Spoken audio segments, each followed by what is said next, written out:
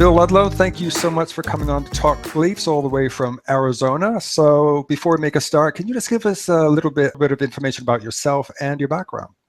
Sure. I'm 54 years old. I was in retail for most of my life, about 25 years.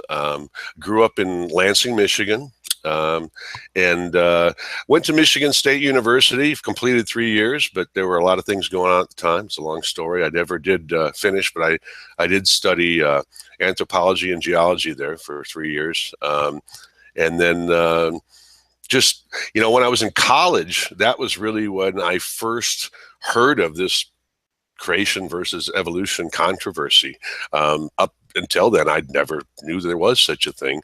But with some friends of mine's roommates that were creationists, we ended up started talking about it, and they're talking about a 6,000-year-old Earth, and I'm, wow. So I guess I got interested in it at that time. And then with the internet in the mid 90s, I got online in like 1995, and just in surfing around the internet, I come across different forums, message boards, that kind of thing, where people were talking about creationism. So I guess that was when I first heard of Kent Hovind and people like that, Ken Ham and stuff. And again, I was just very interested in kind of finding out why these people believe the way they do. So it's been an interest of mine for a long time. Right now, I'm, I guess, semi-retired. I work about 15 hours a week. I volunteer at the Arizona Museum of Natural History 1 or 2 days a week, and mainly interacting with children there, or along with their parents. We get a lot of kids in during the school year where they'll come in on field trips and things like that. This time of year in the summer, it's just mostly small groups and parents and that. But they really didn't have anyone doing anything with human evolution there. There's no permanent display. So they had put together something with 7 or 8 different skulls and the information on it and stuff. And so I've just kind of expanded on that down there. And I've trained now other people. We have a couple other people doing it. So we have most of the days of the week covered now. You're the human origins expert, aren't you, at the Arizona Natural History? Yeah, I mean, I'm in charge of training other people on the human origins cart that we have. They call it a cart, but I mean, it's basically a table that we set up in the origins gallery, which is where they talk about, they have the displays and that about evolution in the museum. So, I'm kind of in charge of training the other people and that there and coordinating that. So, right. Okay. Well, first off, Bill, you live in the USA, of course, which has a heavy creationist presence and ranks pretty low in the world in terms of acceptance of evolution. In 2006, a survey placed the US nearly at the last place in the world, with only Turkey being less accepting of evolution. So do you think that acceptance of evolution in America is still pretty poor, or are things starting to get better? I think it's getting better. Absolutely. They show the trend, but it's just slightly. I mean, it's not a big trend. I think that's going to change. I think probably as the next generation grows up, and I think that there's going to be a lot more acceptance of evolution. I do think it's changing, but you've got the evangelical, element out there in the United States. It's just much stronger than it is in a lot of other countries, and those are the people that are rejecting it for religious reasons. So it doesn't fit in with their Bible, and so therefore it can't possibly be true under any circumstance. Right. Yep. So definitely. And what really seems to be the most incendiary topic for religious people is the human origins question, that present-day humans evolved from lower primates. So what exactly do you think bothers creationists so much about the idea that we evolved? Well, I think it's because it's personal. I mean, we're talking about humans. It's one thing to say, this animal over here or this plant over here changed over time, and started out as something else, but it's another thing when they're talking about us. And I think that's it. They take it personally. The Bible says that we are created in God's image, and that doesn't jive with what the Bible says. I mean, again, you could look at plants, animals, anything else. A lot of people will accept that, but they don't accept humans because it just goes against what they've been taught, what they've been brought up to believe. Yeah, so they will, in some cases, you'll have religious people who will accept evolution, except they will draw the line at the human evolution parts. Oh, no, we do not come from animals. We're not animals, and we certainly aren't. Right. Even a lot of old Earth creationists are that way. Definitely. They accept everything else, but then basically when it comes to humans, that's where they draw the line. Yeah.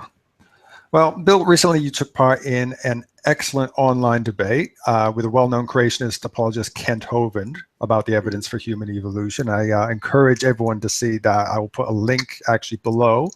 Oh, so thanks. People can check that out. Anybody who saw it, of course, will remember that he didn't even so much as bend on any of the evidences that you presented. So the thing is, he's very arrogant at times, Bill, even saying things like, I'll use small words so that you can understand. Yeah. I had to bite my tongue through that debate over and over and over. That was, I mean, he took some shots at me. And I just tried not to go there, and he tried to change the subject too. I mean, he just, he wanted to bring it morality, and definitely, tried to change the subject. There were a couple of moments during the debate, where he got really upset. I remember. and one of them was, let me see if I can bring that slide up here. One of them was I put the slide up, and I did it a little early. I should have waited just until I started talking. But if you can see that there, this mammoth thing. And once he saw that slide come up, we started talking about carbon dating. I mean, you could tell he's like, he did not want to go there because he knew he was wrong. He knows that information he's presented, for 20 years is wrong. That wasn't the same mammoth, and he got that information probably from other. Walt Brown had been using this, and he references Walt Brown in this slide, but on some of his other slides, he references the original source. But yeah, he just did not want to go there. He saw it coming, and boy, he just didn't want to talk carbon dating. Well, then he didn't even understand carbon dating. He kept asking me, if we carbon dated ourselves, well, we can't carbon date ourselves. I mean, we just went through this whole thing over and over about, something has to be dead 100 years. And he would say, but if we did, it's like, well, why? I mean, it's not going to give us an accurate result. There are some slides that you didn't see ready to go. This is one where he kind of talked about over and over. He talks about bones in the dirt. You can't tell everything. You can't tell anything. It's just all you can tell is something died. Well, here he is talking about Homo naledi in 2015, and talking about how we can tell from the hip bones that it walked upright. Well, there you go, Ken. I mean, they're right there. You're telling us that you definitely can know more than something died. You can tell a lot about it. I did mention during the debate once, maybe twice, about people who believe the Earth is 6,000 years old and people rode dinosaurs, and I was waiting for him to dispute that, because Ken Ham will dispute that he says that. But if you notice, Ken Ham has books out that show people riding dinosaurs. Children's book, Dinosaurs of Eden, and here Kent Hovind in one of his slides shows someone riding a dinosaur.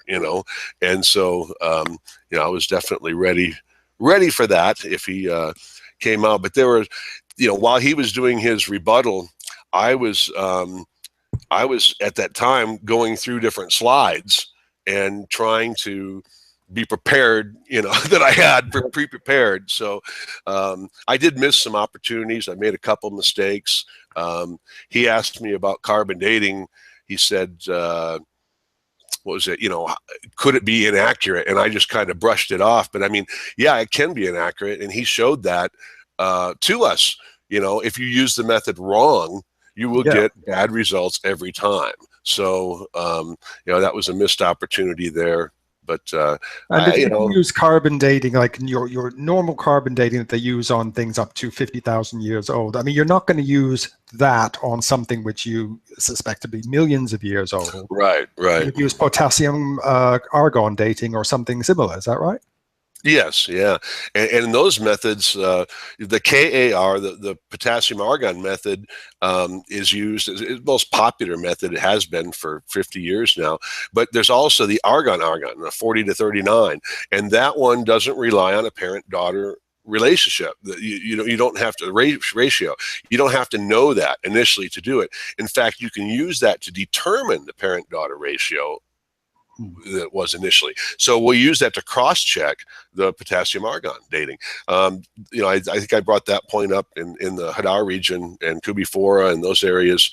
They've dated over 200 layers, volcanic layers, and even in between, they have magnetic reversals and things that they use to cross-check all that. So I mean, it's been dated using multiple methods, and not just one method either. I mean, they use both the different KAR and the AR methods to cross-check it. So I brought up a couple other dating methods too that they've used for Homo naledi and was also the ones in Spain in the cave there.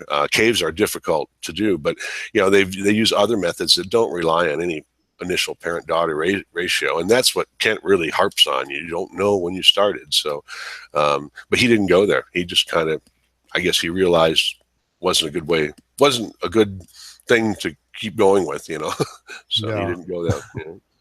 I mean, how I understand this is like they will date the soil above and below the fossil that they found, and then do an average. Is that right? Well, they date wherever we can date. So, and typically it's going to be above or below, but whatever layers are dateable. So your sedimentary layer itself may not be dateable, but as far as with a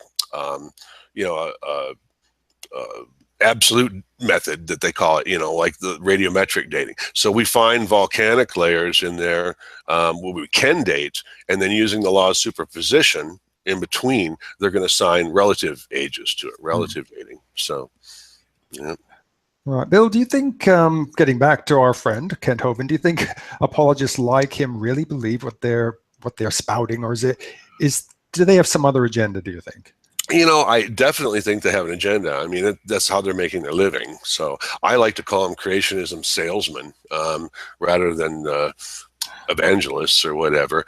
You look at Ken Ham, you look at Kent Hovind. I mean, that's their living. Do they believe it?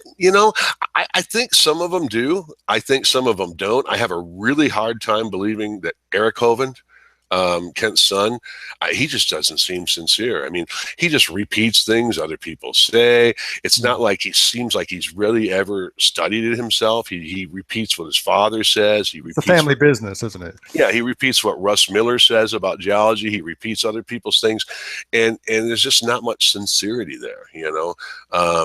He's got his Genesis 3D movie coming out now, but he's begging for funding to get it in theaters. They've been working on it for 4 or 5 years. Every year they come out and beg for money for something.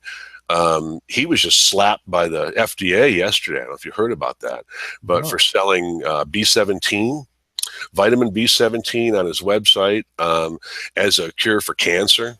Whoa. So he was slapped. The letter was published. Steve McRae did a hangout about it. I saw it all over the internet.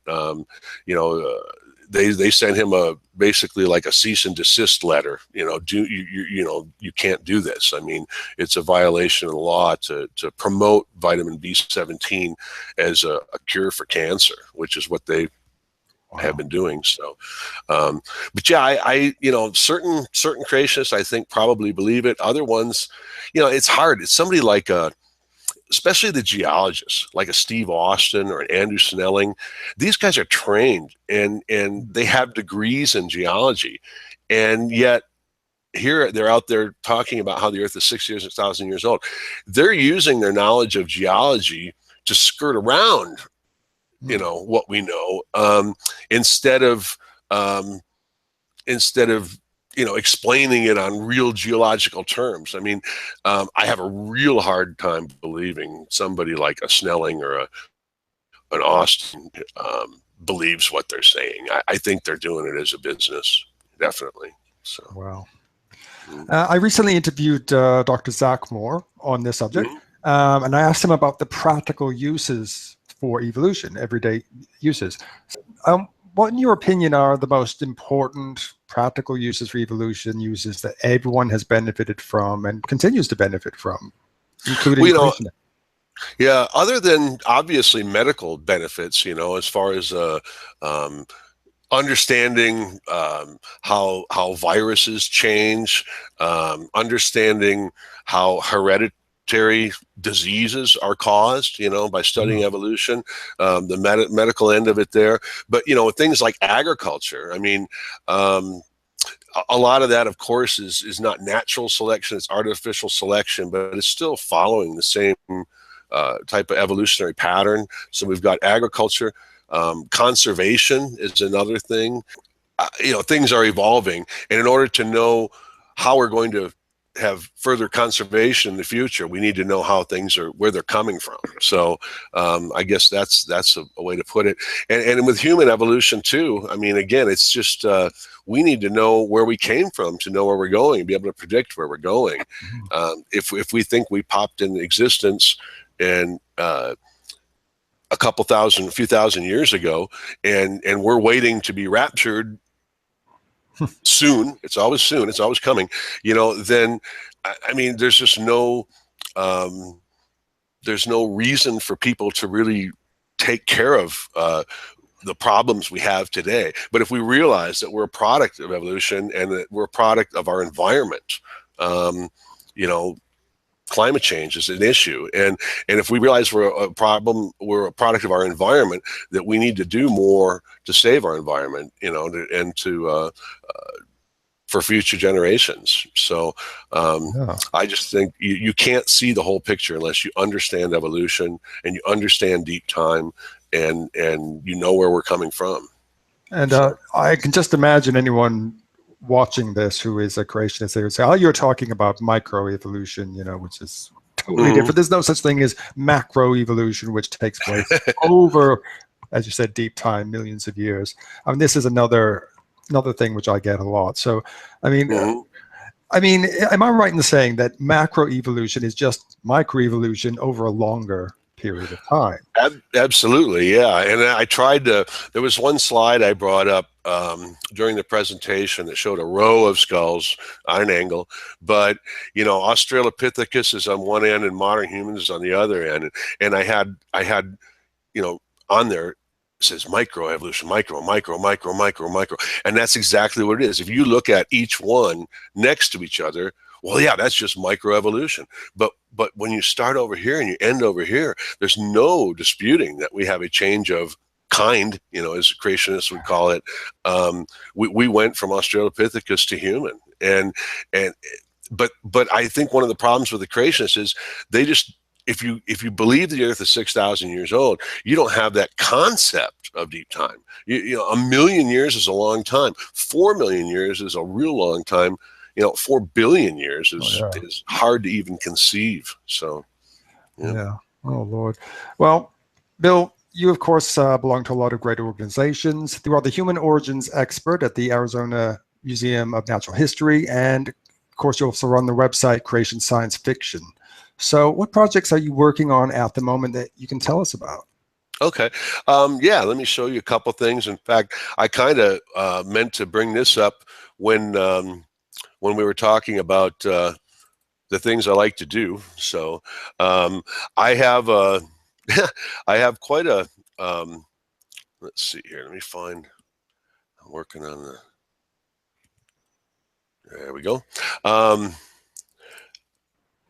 I have quite a collection of fossils, huge, you know, fossil collection, rocks. I have stuff like I have practically every layer of the Grand Canyon, but of course they weren't collected at the Grand Canyon. There's a lot of places in Arizona where you can collect the same layers. And I kind of collect animals too. I have my girlfriend calls it the zoo museum in my living room. This is part of my setup here. I have, I think 14 now terrariums and aquariums. Lots of different animals and things there. There's little poison dart frogs. I've got a couple different species of those guys. Oh. This is taken in my living room right here. This picture with a red-eyed tree frog. That's a little armadillo lizard. There's some corals in a saltwater aquarium, different things. Fossils. This is a dinosaur coprolite from a Camarasaur. Dinosaur poo. Yep, dinosaur poop right there. So got a big chunk of those. I picked up that at the Tucson, huge show down in Tucson every year, the Tucson Gem and Mineral Show. I collect Green River fossils. So Green River Formation, there's several different ones there. Let's see, there's a little pom-pom crab, they call them. Oh. They actually, there's a little crab that's native to around Hawaii, and they carry a little anemone in each hand. To capture food and stuff. So that's kind of a neat little thing. He's quite a bit bigger now, but a bearded dragon I have. And again, there's a little red-eyed tree frog. I love that picture. It's like National Geographic in my living room. So here's something you don't see every day: a hermit crab riding a flame scallop. So no, you don't see that every day. Right. This is Roxy the axolotl, and she's one of my favorites. I've had her for about probably 3 years now, and they call them a Mexican walking fish, but they're actually salamander, where the larval stage never morphs into an adult. So, but they walk and swim around in the bottom of the tank there. So, trilobites, I've got a lot of trilobites and just other different fossils too. So, I love trilobites. There's so many different species, and I think they keep finding them. Isn't that right? All these weird and wonderful shapes. Oh yeah, all sorts of them. There's literally hundreds of different types of trilobites there. And then you asked about what I'm working on now. In fact, next week, I'm doing an excavation with the New Mexico Museum of Natural History on some tracks that I found. And we'll bring that up here. And you discovered I was fishing with my son up at, I can't even say the name of the lake right now because I'm sworn to secrecy until they of course, until the excavation is done here. But I was actually with my son fishing up one of the lakes on the Mogollon Rim here, and I looked down and saw tracks by my feet in the sandstone, and they were real faded. They weren't good ones, but I could see left, right. And I went home, that night, and I looked up the geological survey map of the area to see what the layer was, how old it was. I had no idea, but I had the elevation, everything else. I had an altimeter and phone app, so I was able to get the elevation and all that stuff while I was there. Went home and looked it up, and it was Coconino sandstone, which is famous for tracks, but none had been found in this actual region before in that area. And so doing some studying on it, I went back, and I ended up spending about 200 hours that summer uncovering slabs. This one right here, I only uncovered maybe the bottom foot or so of it there, but this particular slab is about 10 feet wide by about 7 feet tall and has probably about 100 tracks on it. This slide here has some of the best ones that they've ever found as far as the lower left down there. This one is, we ended up uncovering probably about 50% of that. I had seen the partial tracks that were in the upper right there, or not as good tracks there, but just dusting and clearing off the slabs, I uncovered the rest of it there. There's a close-up of the really good ones there. Wow. And they made it look like they were made yesterday. But we found them. I found them. There's one that's 1 centimeter wide. So, do you have any idea what type of animal?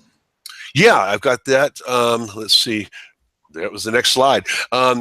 we don't know exactly because there are tracks and we don't have any fossil remains. There are literally no vertebrate remains in the Coconino sandstone. So that's why it's one of my favorite topics to discuss when people come up with the flood. But this was a shoreline area. I can actually go to the edge of the Mogollon Rim, right about 2 miles from where this lake is, and you can see where the road is there alongside of the rim as it's going up. You can see alternating layers of sandstone and shale where it was near the edge of an inland sea, and it would recede and advance at different times. So it was like a shoreline deposit. So these are the early mammal-like reptiles. There were a lot of different species, but again, we don't know exactly what it is. Is that right? Exactly. Yeah. So I mean, I could have found tracks of something that was our ancestor, actually, which is kind of really cool. Again, they've been found up towards the Grand Canyon. They've been found in Utah and New Mexico, but not before in this particular region of Arizona. Here's a little overview of several different ones. The ones on the lower right down here, those are the ones that Spencer Lucas, he's the curator of paleontology for the New Mexico Museum of Natural History. He thinks that those could be amphibian. They definitely are different than the other tracks. They seem to have more of a rounded end to the digits there. And if that's true, it would be the first amphibian tracks ever found in the Coconino sandstone. But again, it was shoreline deposit, so it wasn't like they were out in the middle of the desert, so it could be possible that it was amphibians. We're doing the excavation next Tuesday, Wednesday, and Thursday. Myself, Spencer Lucas from the New Mexico Museum of Natural History, and he's got 2 paleo track experts coming up from Brazil to help on this. The reason I'm working with them and not the Arizona Museum of Natural History is the one in New Mexico here has the largest collection of Permian footprints in the world, and Spencer's like the national authority on Permian footprints. So I actually talked with the local museum here that I work with, and they recommended I talk to him only because he's basically the expert on it, could help me out. And once he saw these, he went crazy. He says, oh my gosh, in looking at these pictures, he's got like 4 papers he thinks he can write, on this just because of the different types. Again, I found them up from about 1 centimeter to 3 inches wide, and 4 different ichnotaxa, which is what they assign instead of species, they assign an ichnotaxa to it. Ichnology, that's what they use as the term instead of species. So I'm working, you're going to be talking more with him about what species we believe it is. And I'm actually writing a book on this, writing a booklet. It looks like it's going to be about 60 to 70 pages. It'll be a soft cover, a lot of photographs of the tracks, but kind of a basic geological history of the Mogollon Rim area there, the Coconino sandstone, the different types of tracks, everything from the discovery of the tracks to what they could have been, as well as the excavation itself, and then ending up in the museum at the end. So I'm about halfway through with it, and next week I'll be able to put in the parts and the images about the excavation, and then within a couple months they should be on display in the museum. So that should be nice. Oh gosh, well, congratulations for that, Bill. I mean, we're definitely going to keep a close eye on that, and hopefully, I mean, you're going to be publishing that as soon as you can. Oh yeah. Well, and again, there's the importance about learning about this. I mean, this is in a lake that is visited by hundreds of people every week. I mean, going fishing, and people had to have seen this before. I mean, some of them at least, not all the ones I uncovered, but people had to have seen some of these things, and yet without knowing about the history of it and the geology of it and everything, they just walked right on by, and this would have been lost. I just happened to stumble on some really bad ones, and I was interested enough to go out there and look for more.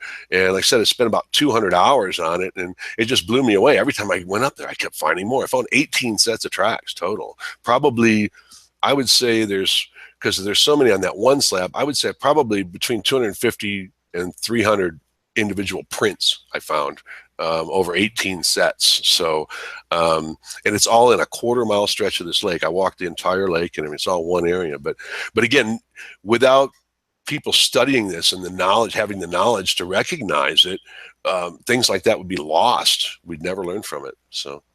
Wow, that is really fascinating. And I just got to say, Bill, thank you so much for taking the time to talk to us about this, about your work. And I just want to thank you for everything that you do. I'll put links to your website and the YouTube channel in the description below for people to follow up. Okay. And lastly, and I always do this in my interviews, if there's anybody who comes across this interview and is still, in this case, reluctant to accept evolution as a fact, what would you say to them right now? What would I say if they're still reluctant? On the spot, I guess, look at it with an open mind. And that's the hardest thing to do, I think, because we all have presuppositions. We all, by the time you're my age, I mean, you're kind of set in your ways. I think by the time people are 20, they're pretty much set in their ways. But I mean, I just would hope that people would actually look at what the other side is saying, look at what, the science is telling us, and leave the creationist literature behind for a while, because it is designed to counter what the scientists are saying, but it's not based in reality, I mean, to me. So I would just say, please look at it with an open mind and do your own research. Don't rely on what people like Kent Hovind and Ken Ham are telling you. Absolutely. Bill, thank you once again, and we'll catch up with you hopefully in the very near future. All right, thank you. It was a pleasure. Okay, then. Bye for now. Bye-bye.